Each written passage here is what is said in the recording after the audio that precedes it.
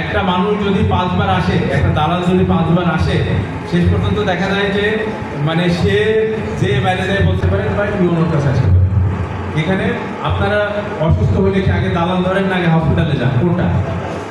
হসপিটালে যান নাকি আগে খুঁজে পারেন যে আপনাকে কোন তহসিলদারের কাছে যাওয়া লাগবে? দিন এই ভূমি মেলাটা অনুষ্ঠিত হবে। এখানে সকল আমাদের ইউএলও অফিস আছে, ইউএলও অফিসের কর্মকর্তাগণও আছে। এখানে যে কোনো সেবা, যে কোনো ব্যক্তি এসে সরাসরি এখান থেকে করবো কি, জমির কাগজ না একটা দালাল ধরবো, কে হাবলুমুল্লার লোক, কে বাদসুমুল্লার লোক, কে অমুকের লোক, এক ধরলে মনে হয় আমার জমিটা সহজে হয়ে যাবে। ভাই কত টাকা নিবা? এই টাকাটা দেন সহকারী তহসিলদাররা নিচ্ছে, এটাও ঠিক না। এইসব দালালের কারণে কিন্তু এইগুলো হচ্ছে। যাই হোক, আমি বলবো যে এখানে আমার নিজেরও এসব জটিলতা, আমার কুষ্টিয়া একটা ৪৫ শতক জমি আছে, মাঝখানে ১২ শতক হচ্ছে খাস জমি আছে।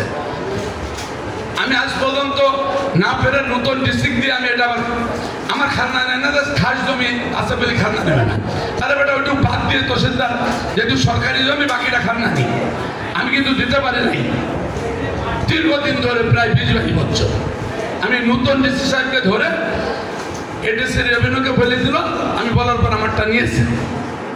এইভাবে জমিতে অনেক প্রত্যেকে পাবে। দল করলে দেশে বিনিময় রেজিস্ট্রি করে যাবে, আর দল না করলে দেশে রেজিস্ট্রি করতে পারবে না। আমি হাবলুমুল্লাহ এটা করতে দেবো না। রেজিস্ট্রি অফিস মুক্ত করবো আমার জীবনের বিনিময় দিয়ে। একজন মাসে মাসে টাইম দেন, আপনারা আমাদের সাথে থাকবেন।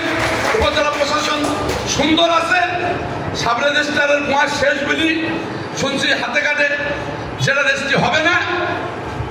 যদি আমাদের দলের নাম ভাঙে স্থানীয় যেসব ছেলেপেলেকে আমরা আমাদের সামনে চেয়ারে না সামনে আসার সাহস নাই, তাদের নাম শুনিতে তারা এসে ৫-১০ হাজার সিরিয়াল নিতে আমি জীবনও শুনি নাই। কোনো দল বিগত ১৭ বছর শুনি নাই যে একটা জমি রেজিস্ট্রি দলিল করতে সিরিয়ালের জন্য টাকা নিতে হবে। খুবই দুঃখজনক। যেসব নেতারা এসব টাকা খাচ্ছে, আমি মনে করি তারা ভিক্ষা করে খাওয়া উচিত। রাজনীতি করতে হলে জনগণের সেবা করতে হবে, চাঁদাবাজি করে নয়।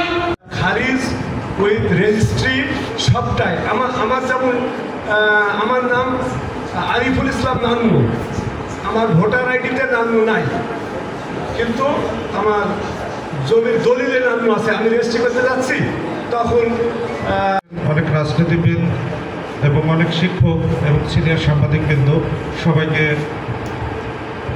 আপনার এত আইন কানুনের মার্কাজ তারা বোঝে না।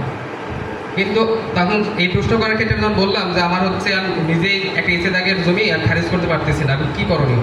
তো সচিব মহোদয় আমাকে, আবার চাচারা মারা গেছেন সবাই, একটা খালি আছেন ওয়ারিশ, তারপর আবার বাবা মারা গেলেন ওয়ারিশ মা।